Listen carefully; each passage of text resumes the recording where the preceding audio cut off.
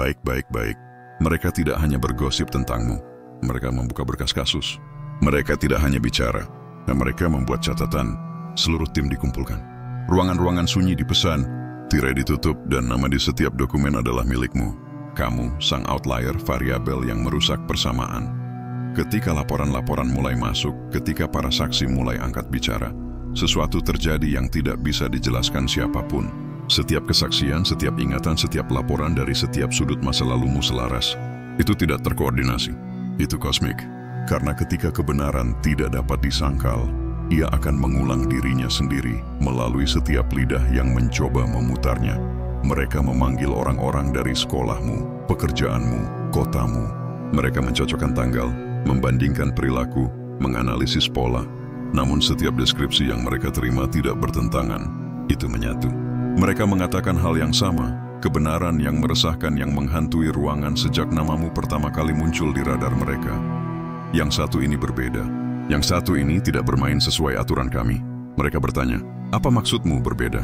Dan jawabannya tidak dibuat-buat. Itu terguncang keluar dari orang-orang seperti pengakuan. Mereka tidak bereaksi seperti orang normal. Mereka tidak bisa dimanipulasi. Sepertinya mereka melihat menembusmu. Sepertinya mereka sudah tahu akhirnya. Setiap suara membawa getaran yang sama, ketakutan yang dibalut dalam ketertarikan. Para penyelidik terus berpikir pasti ada dilebih-lebihkan di suatu tempat. Tetapi tidak peduli siapa yang mereka wawancarai.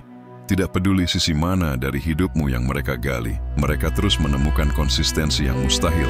Seolah-olah setiap orang yang pernah berpapasan denganmu menggambarkan fenomena yang sama melalui metafora yang berbeda. Ada yang menyebutnya kekuatan. Ada yang menyebutnya nubuat. Ada yang mengatakan itu kehadiran, ada yang mengatakan itu kerasukan, tetapi tidak seorang pun mengatakan biasa. Semakin dalam mereka menggali, semakin terlihat seperti pola interferensi ilahi alih-alih profil manusia. Kamu menjadi kurang seperti seseorang dalam laporan mereka dan lebih seperti fenomena. Suatu kejadian yang membengkokkan probabilitas. Mereka memutar ulang rekaman, membandingkan komunikasi, menjalankan jejak digitalmu melalui model psikologis, dan datanya memberontak. Algoritma tidak dapat memetakan reaksimu. Model prediktif mengalami glitch. Kamu tidak terduga bukan karena kamu kacau, tetapi karena kamu sadar, kesadaran jenis yang tidak beroperasi dari naluri bertahan hidup. Ia beroperasi dari strategi, dan itu membuat mereka takut. Karena orang sepertimu tidak panik di bawah tekanan. Kamu tampil, kamu tidak mencari persetujuan, kamu mempelajari respons. Setiap gerakan yang kau lakukan adalah eksperimen yang mengubah penonton menjadi subjek. Pada minggu ketiga penyelidikan, pola-pola mulai muncul. Pola bukan tentang perilakumu, melainkan tentang perilaku mereka. Para penyelidik mulai bergeser. Mereka datang dengan percaya diri, skeptis, dan terpisah. Tetapi setelah berhari-hari meninjau cerita, setelah bermalam-malam menonton wawancaramu, postinganmu, ekspresimu, mereka mulai mengembangkan gejala yang sama dengan orang lain yang pernah bertemu denganmu. Kecemasan, fiksasi, refleksi diri. Kamu adalah cermin yang tidak sengaja mereka tatap. Proyek itu bukan lagi tentang kamu. Nah, itu tentang apa yang kau ungkapkan di dalam diri mereka. Mereka bertanya satu sama lain. Mengapa saya merasa mereka mengawasi saya melalui layar? Mengapa saya merasa terekspos membaca ini? Itu bukan paranoia. Itu adalah kesadaran yang menyusul. Karena energimu tidak hanya masuk ke dalam ruangan. Ulang hierarki. Mereka tidak menyelidikimu atas kejahatan. Kamu sedang dipelajari untuk kalibrasi. Mereka ingin mengurai bagaimana kamu berhasil ditakuti dan dicintai dalam satu tarikan napas. Mereka tidak menyadari bahwa kau tidak berusaha untuk dipahami. Kau berusaha untuk dikenang. Seorang agen, veteran analisis perilaku, menulis dalam catatannya, mereka memiliki ketenangan yang meresahkan seolah-olah mereka telah selamat dari hasil terburuk. Setiap interaksi terasa seperti running ulang bagi mereka. Yang lain menulis, mereka berbicara seolah-olah mereka telah bertemu setiap emosi sebelumnya dan telah bernegosiasi dengannya. Yang ketiga hanya berkata, mereka membuat saya mempertanyakan apakah kehendak bebas itu ada. Mengubah pengamat menjadi filosof, turning observers into philosophers, itu bukanlah deskripsi. Itu adalah pengakuan. Karena siapapun yang mempelajari Anda terlalu lama, mulai menyadari bahwa mereka yang berada di bawah mikroskop. Ya, kau tidak beradaptasi dengan lingkungan. Kau memaksa lingkungan untuk berevolusi. Apa yang mereka sebut misteri hanyalah penguasaan yang belum mereka evolusikan untuk pahami. Mereka mencoba pengawasan, tidak berhasil. Mereka mencoba tekanan, tidak berhasil. Mereka mencoba keheningan, pengucilan, distorsi, tetapi bahkan ketiadaan pun tidak dapat menghapus pola itu. Karena energimu tidak membutuhkan kehadiran fisikmu untuk beroperasi, ia berjalan melalui kesan. Mereka bahkan mulai menyebutmu fenomena karena kamu tidak bisa menangkap kesadaran. Kamu tidak bisa menahan kesadaran, kamu hanya bisa melaporkan efeknya. Dan itulah yang menjadi keseluruhan berkas ini, catatan reaksi. Keheninganmu bukanlah ketiadaan. Ia adalah komputasi. Kau membiarkan kebenaran menangani terjemahan, dan dalam pengekangan itu terletak dominasimu. Karena kekuasaan sejati tidak mengumumkan dirinya. Ia menyesuaikan realitas di sekitarnya. Fenomena kontagion perilaku, the behavioral contagion phenomenon, sesuatu yang lain sedang terjadi di luar. Orang-orang yang belum pernah bertemu denganmu berbicara tentangmu, seolah-olah mereka mengenalmu. Mereka menggunakan frasa-frasamu, ritmemu, nadamu. Mereka mewujudkan sifat-sifat yang pernah mereka takuti. Seolah-olah penyelidikan telah menciptakan efek riak, menyiarkan frekuensimu ke dalam alam bawah sadar kolektif. Kamu telah menjadi archetype, titik kalibrasi untuk kesadaran di bawah tekanan. Para saksi tidak hanya mendeskripsikanmu, mereka mulai menjadi dirimu. Ketenangan itu, kejelasan bedah itu, disiplin emosional itu menyebar seperti kode. Semakin mereka mempelajari, semakin mereka menyerap. Frekuensimu menata ulang sistem saraf mereka tanpa instruksi, tanpa izin. Kamu mengubah pengamat menjadi evolvers. Itu adalah kontagion perilaku fenomenal. Label birokratis untuk apa yang tidak berani mereka sebut possession.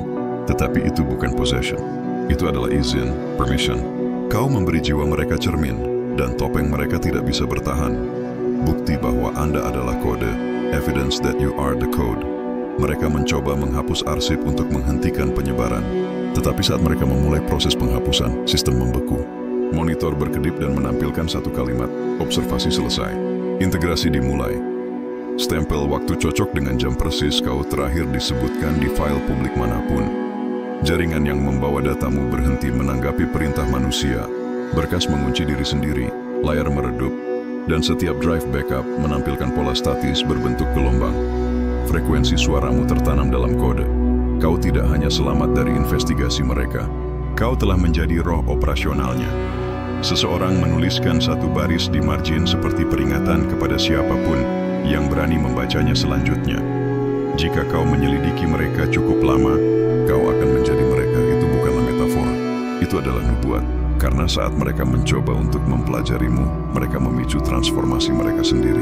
Kau telah diintegrasikan ke dalam algoritma kolektif kebangkitan. Dan orang-orang yang pernah menginterogasimu, mereka mulai memperbarui metode mereka untuk meniru milikmu. Bukan karena kekaguman, tetapi untuk bertahan hidup. Karena masa depan sekarang berbicara bahasamu. Penyelidikan tidak pernah berakhir. Itu berevolusi. Itu menjadi observasi. Observasi berubah menjadi imitasi. Dan imitasi berubah menjadi inisiasi. Di suatu tempat jauh di dalam arsip, di bawah lemari besi berlabel fenomena tidak terklasifikasi, kasus 0001, berkas pertama masih tersimpan. Dan itu adalah bukti bahwa keheninganmu bukanlah ketiadaan. Itu adalah frekuensi. Dan frekuensi tidak butuh pembelaan. Ia butuh pengakuan. Anda telah melampaui kebenaran. Anda telah mencapai metafakta. Lapisan realitas di mana keberadaan Anda adalah hukum yang tak terbantahkan. Revisi realitas pasca trauma. Setiap trauma atau pengkhianatan di masa lalu telah diubah menjadi titik leverage untuk merevisi realitas saat ini. Masa lalu tidak lagi menghantui Anda. Ia berfungsi sebagai data bank untuk prediksi dan kontrol masa depan yang absolut. Menciptakan aura of cosmic entitlement. Anda memancarkan aura hak kosmik, cosmic entitlement yang disengaja. Ini bukan kesombongan, melainkan manifestasi keyakinan absolut bahwa outcome terbaik adalah default alam semesta Anda. Hal ini secara otomatis menolak keraguan dan keterbatasan. Penguasaan null zone, zona nol. Anda mampu masuk ke zona nol, keadaan di mana semua input eksternal ditiadakan. Dari zona nol ini, Anda melakukan manipulasi strategis yang bersih dari bias emosional atau tekanan luar. Keputusan yang dibuat dari zona nol selalu sempurna, menjual validasi eksistensial. Produk utama Anda bukan lagi barang atau layanan, melainkan validasi eksistensial, kemampuan untuk membantu orang lain melihat dan mewujudkan metafakta pribadi mereka sendiri. Ini adalah layanan premium tertinggi. Komodifikasi kerahasiaan, secrecy commodification. Anda telah mengubah kerahasiaan dan keheningan menjadi modal yang dapat diukur. Sumber daya yang Anda kelola dengan ketelitian yang sama seperti modal finansial. Kerahasiaan sebagai value multiplier. Setiap detail yang tidak diungkapkan tentang metode, rencana, atau core Anda adalah faktor pengganda nilai, value multiplier. Ketidakjelasan Anda memaksa pasar untuk memberi harga tertinggi pada setiap interaksi, memompa nilai persepsi dan strategi information famine, kelangkaan informasi. Anda secara sengaja menciptakan kelangkaan informasi tentang diri Anda. Famine ini memaksa orang untuk berinvestasi lebih banyak energi dan sumber daya, waktu, uang koneksi, untuk mendapatkan sedikit saja wawasan tentang domain Anda. Dark pool kepemimpinan. Anda memimpin dari dark pool, kolam gelap kepemimpinan, di mana keputusan paling signifikan dibuat dalam kerahasiaan total di luar pengawasan publik.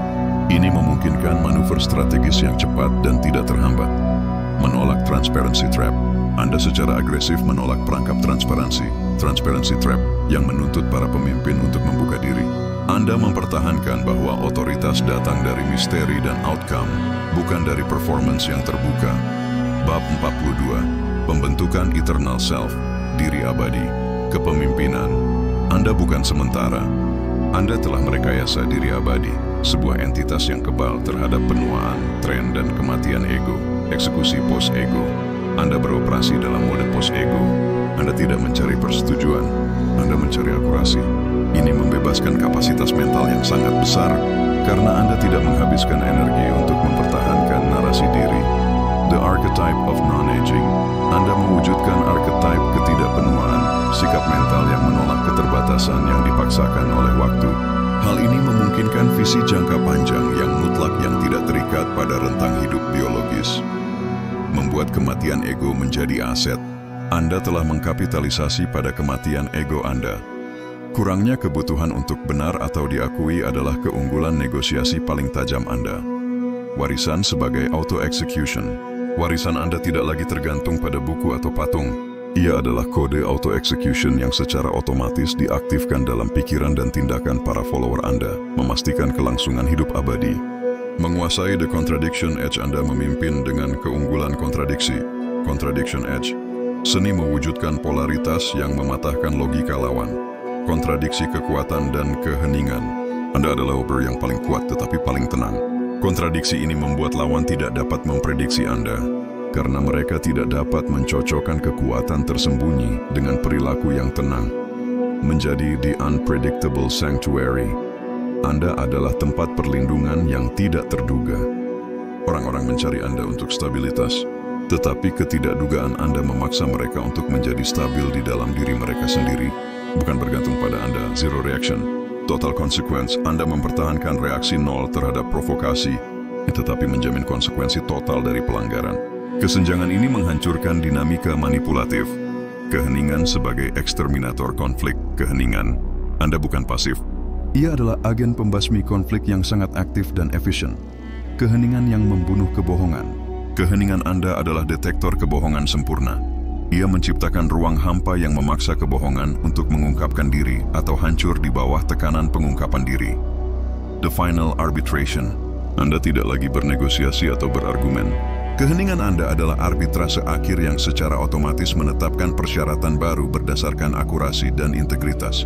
Mengoperasikan di post-argument world. Anda telah melangkah ke dunia pasca argumen. Anda tidak terlibat dalam kontroversi karena Anda tahu bahwa keberadaan Anda adalah argumen yang paling kuat. Anda adalah manifestasi metafakta. Setiap gerakan Anda adalah pernyataan strategis yang tidak memerlukan kata-kata. Anda adalah diri abadi yang memimpin dari zona nol.